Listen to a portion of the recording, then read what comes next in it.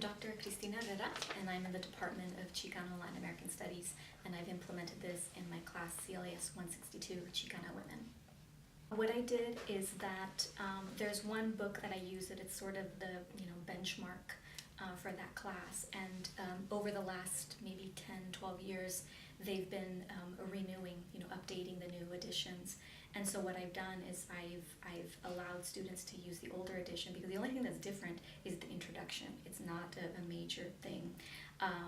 But one of the interesting things I found out is that the older edition, which I was allowing them to use, is actually less expensive than the newer edition. So, the way they price these things are really arbitrary. But the other thing that I implemented is use of some more online sources, and I'm also taking advantage of more of the databases using JSTOR, MLA, things like that. And I also compared prices of comparable books.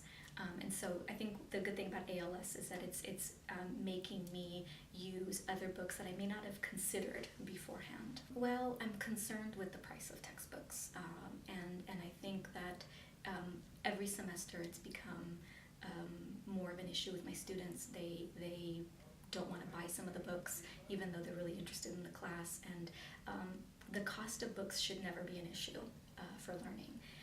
And I also remember as a student what it was like. I mean, some of my professors used these outrageously priced books without really thinking about cost, particularly for students who are on financial aid like I was.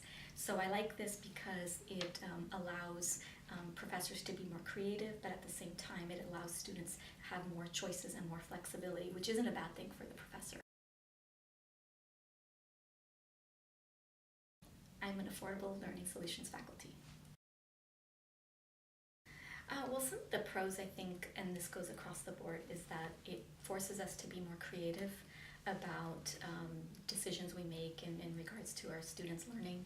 I think a lot of professors tend to be stubborn, and so we want to use the same books without even thinking about prices. So this forces us to think about other ways to make the learning more affordable. It also encouraged me to rely a little bit more on technology, using blogs and websites and some of the databases. So a lot of the material I was able to use with articles instead of more expensive books. So I think that's one of the definite benefits of ALS.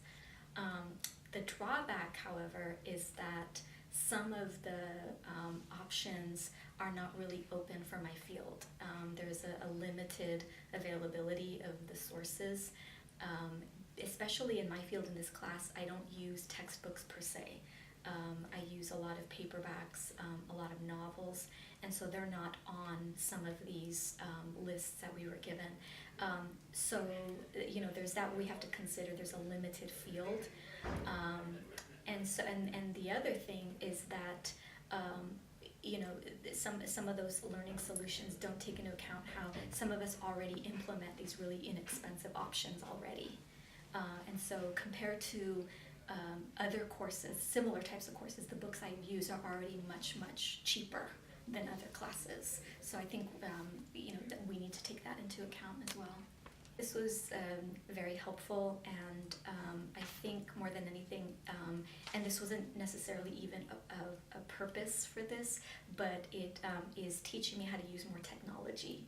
And it's technology is more affordable, and so I'm finding these really great academic websites and blogs, and students are finding that they like these different technologies. So I think that's sort of a side effect of ALS, and I didn't think that it was going to be about that, but it was a really nice result that I found of using more technology, which is free, and it still allows us have to have these really deep critical conversations, but through these online blogs, and a lot of these blogs are run by academics, so they're very scholarly, but it's completely free. And so I think it's a good way for me to be a little bit more creative, and it allows students to find really great stuff on the web instead of trash and unreliable stuff.